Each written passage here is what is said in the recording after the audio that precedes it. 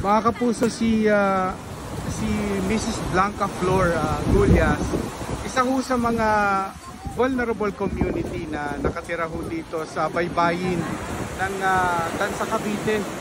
Ito po ay pila ng mga bahayan na inanod po kagabi ng malakas na alon mula ho sa Manila Bay.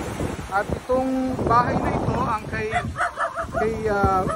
Madam Gullias, at ito ang natira na lang sa kanyang bahay. Wala na yung mga gamit, inanod na ng dagat, at makikita nyo ang pundasyon ay hindi talaga aasahan ng tibay. O ano pong mangyayari, ma'am, ngayon na nawala ho ang bahay ninyo? Wala na rin po ako magagawa kasi po at least po na-save ko po ang mga anak ko. Oho, ang anak nyo ilan? Bali po 6. May maliit pa kayo. Opo, 2 years old. Kuminedi pa po. Ay, yung ibang kapitbahay nyo kasi may malilipatan, pero kayo ho? Wala po. Ay, paano ho ang mga susunod na araw? Wala po.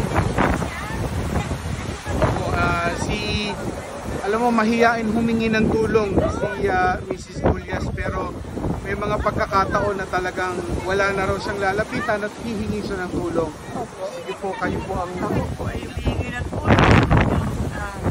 Sana po, ibig po kami ng kahit man lang po makatayo ulit kami ng bahay dahil po napakahirap po mangupahan. Ang aking asawa po ay naglalaot lang po. Namamalakayan. Maraming salamat.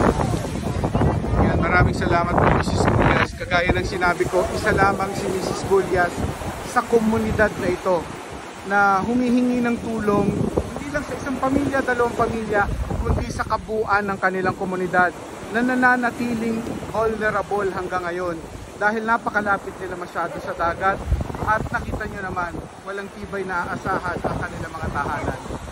Ako po si Mark Salazar ng GMA Integrated News.